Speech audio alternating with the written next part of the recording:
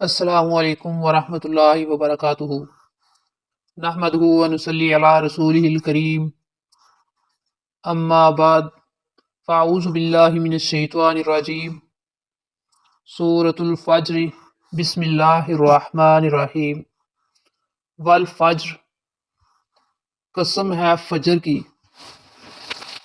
والفجر، قسم ہے فجر کی۔ ولیال عشر، اور 10 راتوں کی قسم۔ والشفع والوتر، اور جفت اور طاق کی قسم۔ والشفع، اور جفت، والوتر، اور طاق کی قسم۔ واللیل، اور رات کی قسم، اذا یس، جب وہ چلنے لگے یا جب وہ چلے، دونوں لگ سکتے ہیں۔ حل فی ذالک، حل کیا، فی ذالک، اس میں، قسم قسم ہے، لذی حجر، عقل والوں کے لیے۔ ذا زو، زی کا معنی ہوتا ہے والے، حجر عقل کو بولتے ہیں، عقل مند انسان کو۔ حل فی ذالک، کیا اس میں، قسم قسم ہے، لذی حجر، عقل والوں کے لیے، عقل مندوں کے لیے، اس بات میں۔ یہاں پہ حل فی ذالک نا، اس بات میں قسم ہے عقل مندوں کے لیے۔ علم تارا، کیا نہیں تم نے دیکھا، کیفا کیسے، فعل کیا، ربک تیرے رب نے، بعاد قوم عاد کے ساتھ۔ ارم، ارم، ذات العماد، ستونوں والے، ذاتی والے، عماد ستون۔ التی، وہ جو، لم یخلق، نہیں پیدا کیا گیا، مثلہا، مانند ان کی، فی البلاد، شہروں میں۔ فی میں، بالادن ایک شہر، بلاد جمع۔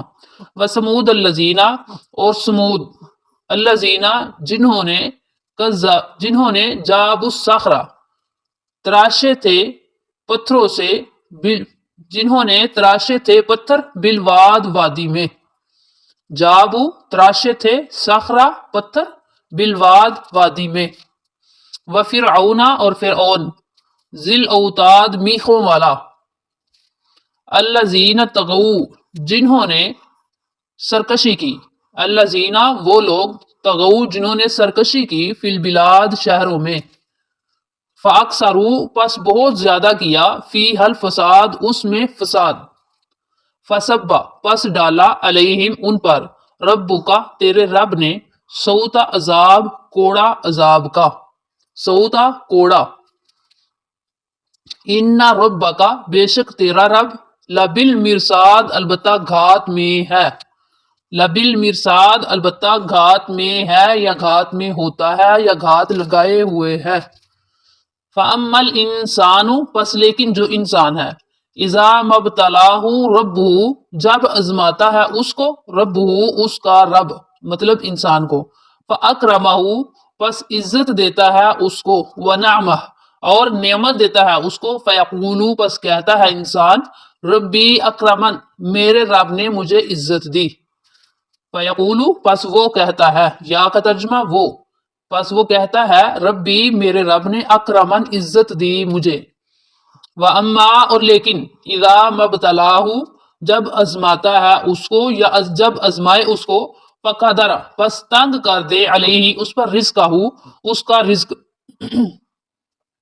فَيَقُولُ، پس کہتا ہے وہ انسان، فَيَقُولُ، پس وہ کہتا ہے، ربی اہانن، میرے رب نے، ربی کے اندر آنا ضمیر ہے، انی آنا اس کے اندر ضمیر ہوتی ہے، ربی، میرے رب نے، اہانن، مجھ کو رسوا کر دیا۔ کلا، ہرگز نہیں، بل، بلکہ، لا تکرمون الیتیم، نہیں تم عزت کرتے یتیم کی، نہیں تم عزت دیتے یتیم کو۔ ولا تحاضون، اور نہیں تم رغبت دلاتے، علی طعام المسکین، مسکینوں کو کھانا کھلانے پر، یا مسکین کو کھانا کھلانے پر۔ وتأکلون التراث اکلا لما، وتأکلون، اور تم کھاتے ہو، تراث، میراث یا مال، اکلا لما، سمیٹ کر کھانا، اکلا، پے در پے کھانا، اکلا لما، سمیٹ کر کھانا، پے در پے کھانا۔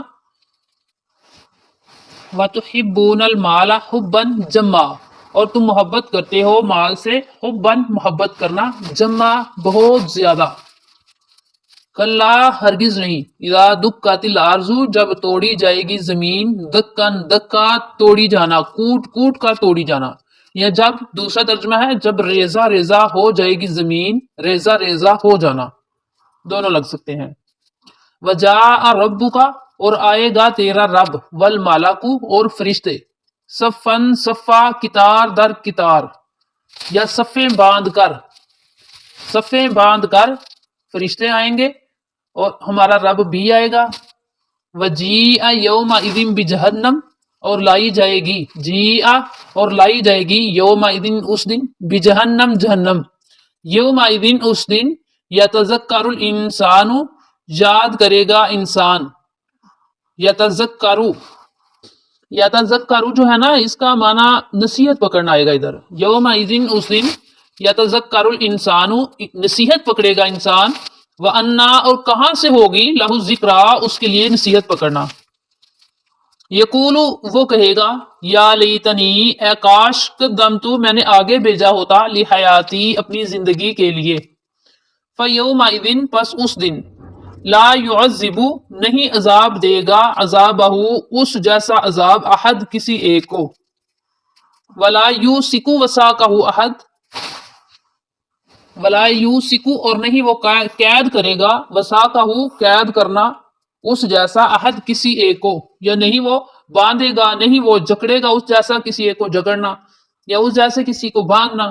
یا ایتھا النفس المطمئنہ اے نفس اطمینان حاصل کرنے والے، اطمینان پکڑنے والے، یا ایتھا النفس اے نفس یا اے روح، مطمئنہ اطمینان حاصل کرنے والی، ارجعی تو لوٹ جا، الی ربی کی اپنے رب کی طرف، راضیتن پسند، راضی، مرضیہ پسند کی ہوئی، راضیتن خوش، مرضیہ پسندیدہ، ارجعی تو لوٹ جا، الی ربک اپنے رب کی طرف، راضیتن خوش، مرضیہ پسندیدہ، فادخلی پس تو داخل ہو جا، فی عبادی میرے بندوں میں، وادخلی اور تو داخل ہو جا، جنتی جنت میں، میری جنت میں، یا جو ہے نا اس کا ترجمہ ہے میری۔ اچھا تو آپ نے ترجمہ ایک بار سن لیا، اب آپ کو مختصر سے الفاظ میں تفسیر جو ہے وہ سمجھ آنی چاہیے کہ آیت کو سمجھنے میں مشکل پیش نہ ہو۔ والفجری فجر یا سپیدہ سحر کے نمودار ہونے کے وقت کی اہمیت یہاں بیان کی گئی ہے۔ مطلب یہ ہے کہ والفجر جو ہے اس وقت غفلت سے سوئی ہوئی ساری دنیا کو بیداری کا، جاگنے کا، اٹھنے کا پیغام ملتا ہے۔ رات کو انسان تھکن سے چور ہو کر سوتا ہے، جب صبح بیدار ہوتا ہے تو وہ بالکل تازہ دم ہوتا ہے۔ وَلَيَالٍ عَشْرٍ اور 10 راتوں کی قسم۔ 10 راتوں سے مراد بعض مفسرین نے رمضان کا آخری عشرہ لیا ہے، 21 سے 30 تک، جن میں لیلۃ القدر ہوتی ہے، اور بعض مفسرین نے اس سے یوم النحر یا عید الاضحیٰ کی فجر مراد لی ہے، اور 10 راتوں سے مراد یکم ذی الحجہ سے 10 ذی الحجہ کی بعض نے یہ مراد لی ہیں، مطلب یکم ذی الحجہ سے لے کر 10 ذی الحجہ تک۔ مطلب یہ ہے کہ یہ جو 10 راتیں ہیں یہ اپنی اپنی جگہ پہ ان میں سے کوئی بھی ہو جائے وہ بڑی فضیلت اور بڑی اہمیت کی حامل ہے۔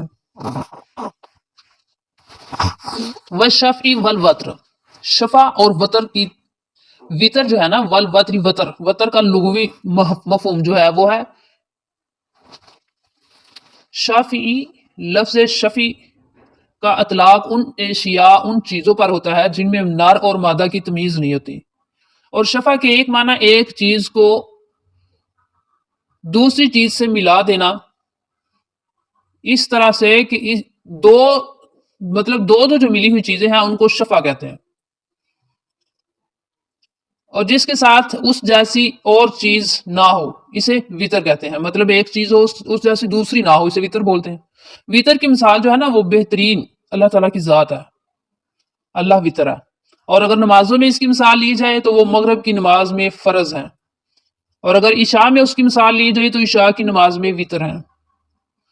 وتر چاہے جتنے بھی پڑھے جائیں، 1 3 5 7 9 11، وہ وتر ہی رہیں گے، وہ سب وتر ہی ہوں گے، لیکن حقیقت میں جو ہے وہ وطر ایک ہی ہوتا ہے، مطلب باقی سب جو ہے نا وہ نفل ہوتے ہیں، حقیقت میں وطر ایک ہی رکعت ہوتی ہے۔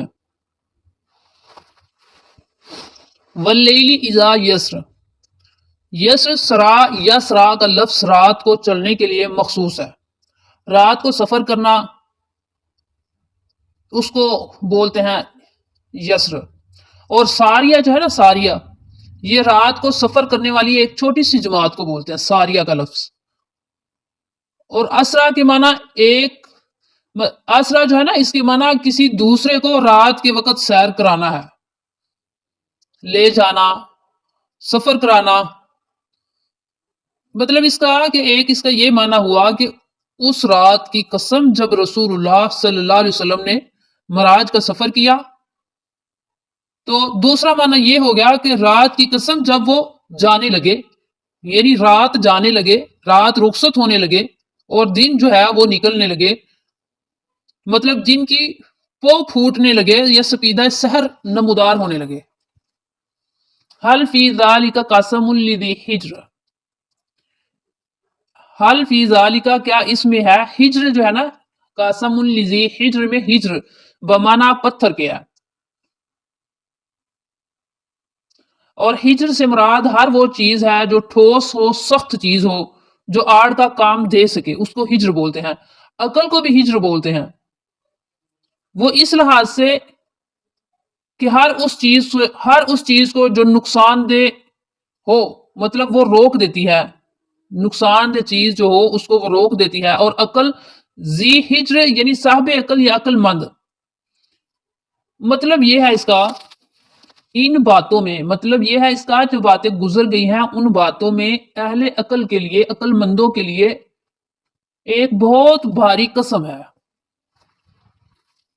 الم ترى کیف فعل ربک بعاد، عاد جو قوم تھی ان کے ساتھ آپ کے رب نے کیا سلوک کیا، آپ اس کو جانتے نہیں ہیں۔ ارم ذات العماد، ارم ذات العماد جو ہے یہ قوم عاد کا ذکر کیا گیا ہے۔ قوم عاد کو عاد اولا بھی کہا جاتا ہے، عاد ارم بھی کہا جاتا ہے۔ اور عاد ارم کیوں؟ اس لیے کہ وہ ارم بن سام بن نوح کی اولاد تھے۔ اور ذات العماد جو ہے اس کی کئی وضاحتیں آئی ہیں، مثلا ایک یہ ہو گئی کہ وہ خود بہت بلند و بالا قد و قامت رکھتے تھے، دوسری یہ کہ بلند و بالا عمارتیں بنانے کا آغاز انہوں نے ہی کیا تھا، اور تیسری جب وہ سفر کرتے تھے تو اپنے خیمے نصب کرنے کے لیے بہت اونچی اور مضبوط لکڑیاں استعمال کرتے تھے جسے وہ ستون بولتے تھے۔ التی لم یخلق مثلها فی البلاد، وہ جن کی مانند شہروں میں کوئی پیدا ہی نہیں کیا گیا۔ مطلب یہ ہے کہ اتنی بلند قامت، اتنے زور آور مضبوط قسم کے وہ لوگ تھے کہ پوری زمین میں ان جیسے کہیں بھی نہیں ہیں۔ دوسرا مطلب یہ بھی ہے، مطلب یہ ہوا کہ اس دور میں کوئی دوسری قوم ان کی ٹکر کی موجود نہ تھی، ان کے مقابلے کی موجود نہ تھی، اور یہ لوگ بھی آخرت کے منکر تھے، بد کردار تھے، اللہ تعالیٰ کے باغی بھی تھے۔ تو ان پر اللہ تعالیٰ کی طرف سے بہت سخت ٹھنڈی اور تیز آندھی آئی، جس کی وجہ سے وہ ختم ہو گئے، مطلب مر گئے، تباہ و برباد ہو گئے۔ وَثَمُودَ الَّذِينَ جَابُوا الصَّخْرَ بِالْوَادِ، اور سمود جنہوں نے تراشا تھا پتھروں کو وادیوں میں۔ دوسری قوم جو ہے وہ قوم سمود ہے، جسے عاد ثانی بھی کہا جاتا تھا۔ یہ ماہر سنگ تراش تھی، پہاڑوں کے اندر اپنے مکان تو بہت دور کی بات، یہ تو پورے شہروں کے شہر پہاڑوں کو، پتھروں کو تراش کر ان سے یہ بنا لیتے تھے، مطلب پتھر تراش کے ان سے یہ پورے شہر بنا دیتے تھے، ایک مکان دو مکان تو بہت دور کی بات تھی۔ ان لوگوں کا مسکن تھا جس کو وادی قرا کہتے تھے، جو مدینہ تبوک کے راستے میں پڑتا تھا۔ چونکہ یہ لوگ بھی آخرت کے منکر تھے، اللہ تعالیٰ کے باغی تھے، اللہ تعالیٰ نے انہیں زلزلے اور چیخ کے عذاب میں تباہ و برباد کر دیا تھا۔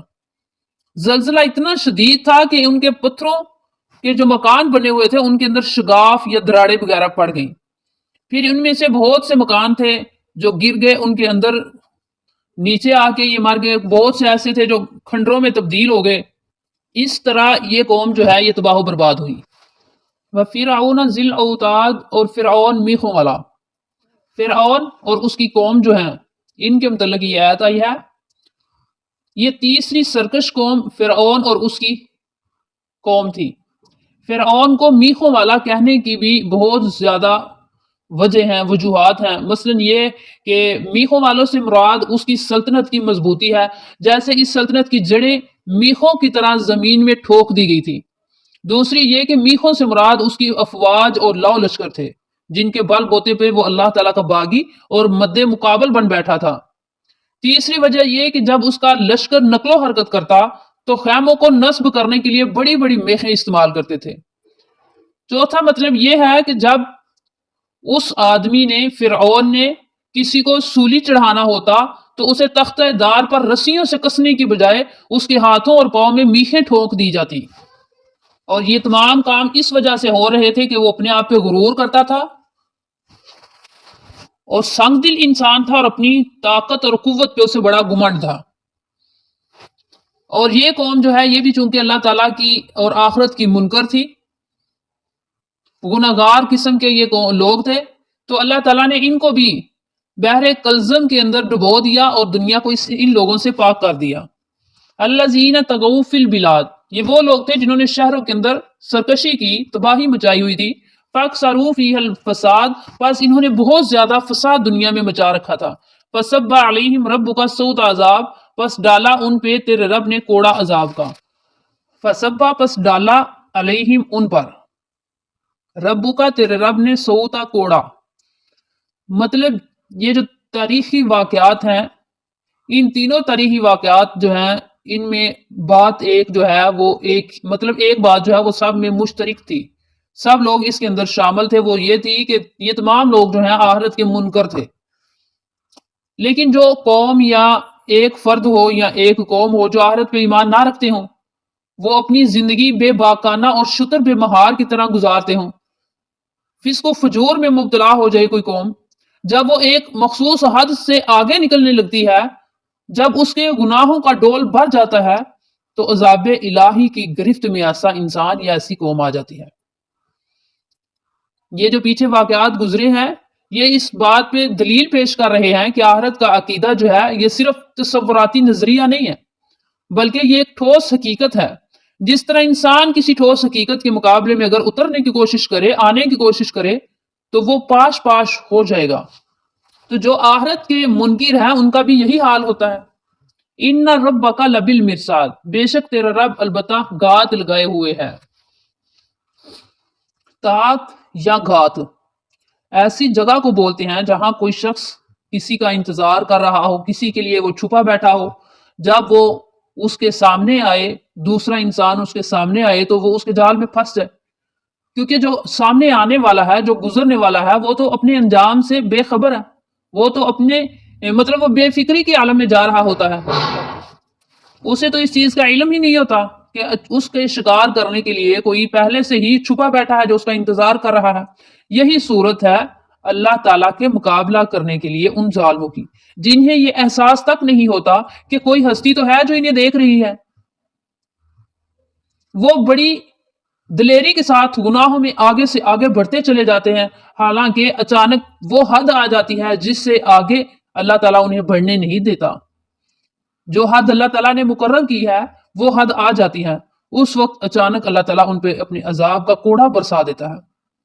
اور اگر کسی فرد یا قوم پر دنیا میں ایسا وقت نہ بھی آئے تو ہر شخص کی موت کا وقت تو یقینی ہے۔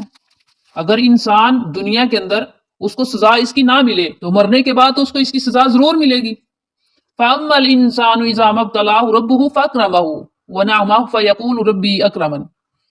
اس سے مراد یہ ہے کہ جب اللہ تعالیٰ انسان کو نعمتیں دیتا ہے، اس کو آزماتا ہے، آزمائش میں ڈالنا ہوتا ہے، اللہ تعالیٰ اس کو عزت دیتے ہیں، تو پھر وہ بندہ کہتا ہے اللہ تعالیٰ نے مجھے بہت زیادہ عزت دی ہے۔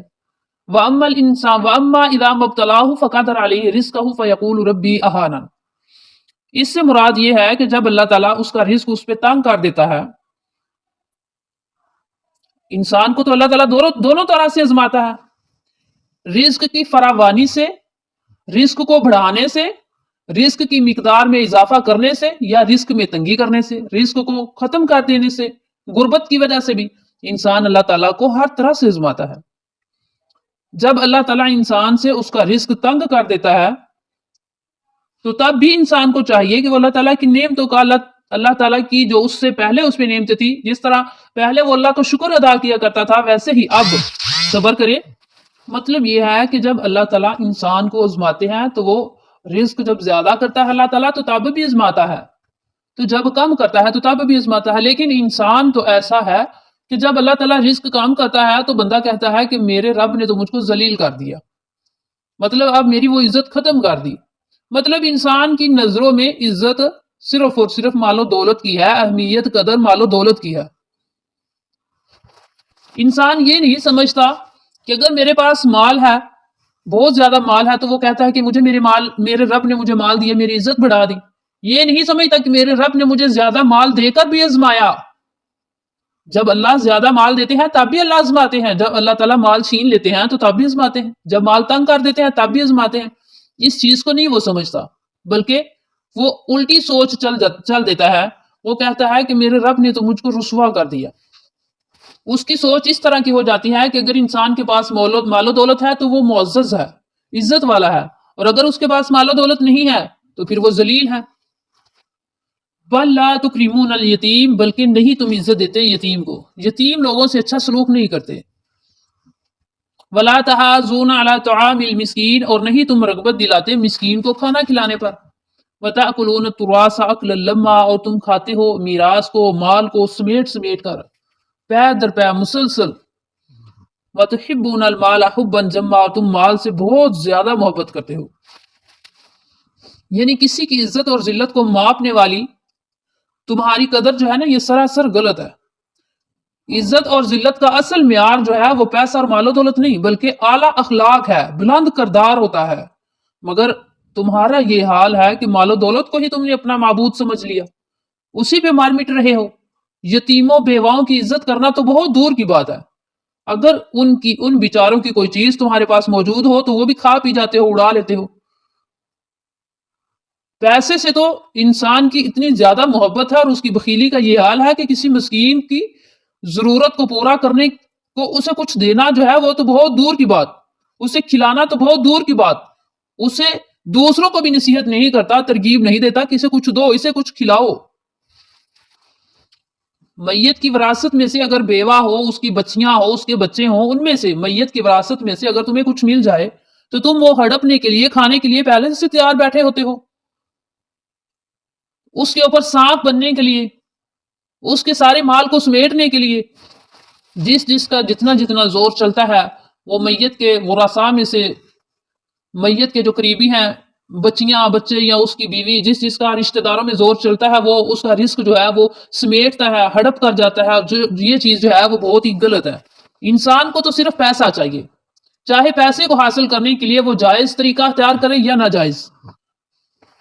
جب انسان کے کام اس طرح کے ہوں گے تو پھر اللہ تعالیٰ انسان کو عزت کیسے دے گا؟ پھر اللہ تعالیٰ انسان سے محبت کیسے کرے گا؟ جب انسان کی مال سے محبت اس طرح ہے کہ انسان نے مال کو اپنا خدا اور اپنا معبود بنا لیا۔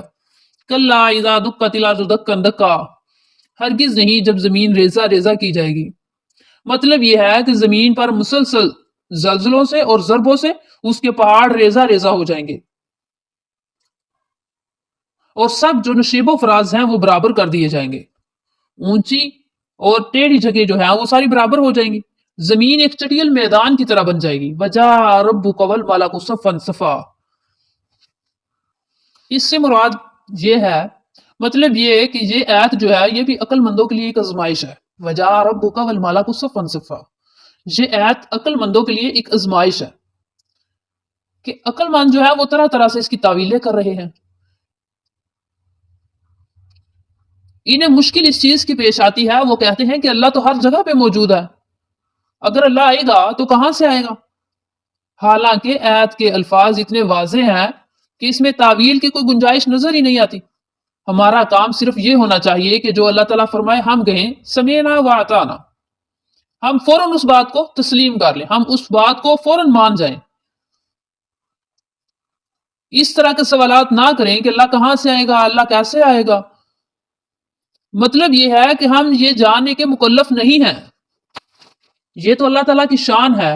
اللہ تعالیٰ ساتوں آسمانوں کے اوپر ہے، اور قیامت والے دن اللہ تعالیٰ جب ہمارے سامنے ہوگا تو کس صورت میں ہوگا، یہ اللہ کی شان ہے.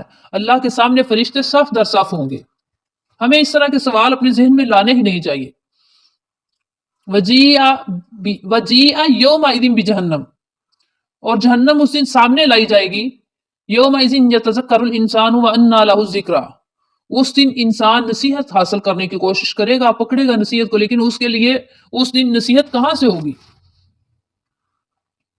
مطلب یہ ہے کہ جب آخرت کے وقت، مطلب قیامت کے وقت، جب جنت اور جہنم کے جو منکرین ہیں، جو انکاری ہیں، وہ جہنم کو اپنی آنکھوں سے دیکھ لیں گے تو کہیں گے کہ ہمیں جو بھی نصیحت کی جائے، جو بھی حکم دیا جائے، ہم وہ ماننے کو تیار ہیں.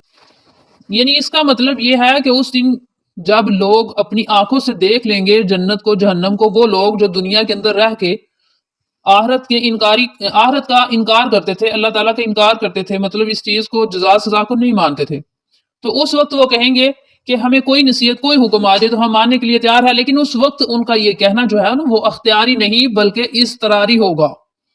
ان کا ایمان لانا بالغیب نہیں بلکہ بالشہادت ہوگا، کیونکہ وہ دیکھ کر سارا کچھ کریں گے.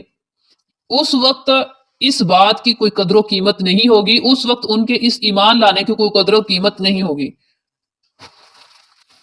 تو اس وقت ایسے لوگ حسرت سے کہیں گے کاش ہم دنیا کے اندر اللہ اور اس کے رسول کی بات کو مان لیتے، ہم آخرت کا انکار نہ کرتے، ہم جزا سزا والے دن کا انکار نہ کرتے، تو آج ہمیں جہنم کے اندر نہ گرایا جاتا. یقول یا لیتنی قدمت لحیاتی، اس دن انسان آرزو کرے گا اس چیز کی کہ میں نے کچھ نیک اعمال کیے ہوتے جو آج میرے کام آ جاتے. فَيَوْمَئِذٍ لَا يُعَذِّبُ عَذَابَهُ أَحَد سے مراد یہ ہے جس طرح کا عذاب اللہ تعالیٰ دیں گے. مطلب یہ ہے وَلَا يُوثِقُ، یہ جو پچھلی آیت ہے نا، فَيَوْمَئِذٍ لَا يُعَذِّبُ عَذَابَهُ أَحَد، یعنی ایسا سخت عذاب کیا جائے گا کہ اس جیسا عذاب کوئی کسی کو اس سے پہلے نہ دے چکا ہوگا. اتنا سخت قسم کا عذاب ہوگا. وَلَا يُوثِقُ وَثَاقَهُ أَحَد، یعنی اتنی سخت مار پڑے گی اس دن، ایسی سزا ملے گی کہ کوئی دوسرا اس طرح کی سزا دے ہی نہیں سکتا انسان کو. فرشتے، اور جو فرشتے ہیں وہ انسان کے گلے کے اندر توق ڈالیں گے، پاؤں میں زنجیریں ڈالیں گے، پھر جہنم میں پھینکیں گے ان کو، اور پھر جہنم کو بند کر دیا جائے گا. اس جہنم کے اندر سانپ اور بچھوؤں کے جو ڈنسنے کا عذاب ہے وہ الگ سے ہوگا، اور فرشتے جو ماریں گے، ڈانٹیں گے انسان کو، وہ الگ عذاب ہوگا. پھر ذہنی عذاب یہ ہوگا کہ انہیں اس عذاب سے چھٹکارے کی کوئی صورت نظر ہی نہیں آ رہی ہوگی. تو پھر یہ عذاب عارضی نہیں ہے، وقتی نہیں، بلکہ یہ مستقل ہوگا اور دائمی ہوگا. یہ جو فکر ہے یہ ان کے جسم کو اور زیادہ عذاب میں مبتلا کر دے گی. وَلَا يُوثِقُ وَثَاقَهُ أَحَدٌ یا ایتھا النفس المطمئنہ، اے نفس مطمئنہ، ارجعی الی ربک راضیۃ مرضیہ، یعنی تو اپنے رب کی طرف لوٹ جا، تو اس سے راضی ہو جا اور وہ تجھ سے راضی ہو جائے. فادخلی فی عبادی، فادخلی پاس تو داخل ہو جا، فی عبادی میرے بندوں میں. یہ بات جو ہے یہ نیک بندوں کے لیے ہے. یہ بات نیک بندے کو موت کے وقت بھی کہی جائے گی، میدان محشر میں بھی کہی جائے گی. یہی بات فادخلی فی عبادی، یہ الفاظ انسان کو قبر سے اٹھنے کے لیے وقت بھی کہی جائے گی. میدان محشر میں جب لوگوں کو اکٹھا کیا جائے گا، تمام لوگ وہاں پہ اکٹھے ہوں گے، تب بھی نیک بندوں کو یہ لفظ بولے جائیں گے، فادخلی فی عبادی. عدالت الہی میں فیصلے کے وقت بھی یہ لفظ بولے جائیں گے. مطلب یہ ہے کہ ہر مرحلے میں اطمینان دلانے یہ لفظ بولے جائیں گے کہ وہ اللہ تعالیٰ کا فرما بردار بندہ تھا، وہ جنت کا مستحق ہے، وہ جنت میں جائے گا، اسے پریشان ہونے کی ضرورت نہیں ہے. وادخلی جنتی، اور تو داخل ہو جا میری جنت میں. مطلب تو کسی بھی حال میں پریشان نہ ہو، چاہے موت سے مرنے کے بعد جب قبر سے اٹھنا ہے تب بھی پریشان نہیں ہونا، محشر میں پریشان نہیں ہونا، اللہ تعالیٰ کی عدالت کے وقت پریشان نہیں ہونا. مطلب یہ کہ ہر حال میں تجھے سکون ہی سکون ہے، تو مطمئن رو، تو خوش رہ، مطمئن رہ، تجھے پریشان ہونے کی ضرورت نہیں ہے، کیونکہ فادخلی فی عبادی وادخلی جنتی، تو میری جنت کے اندر اب داخل ہونے والا ہے. آخر دعوانا ان الحمد للہ رب العالمین۔ السلام علیکم ورحمۃ اللہ وبرکاتہ۔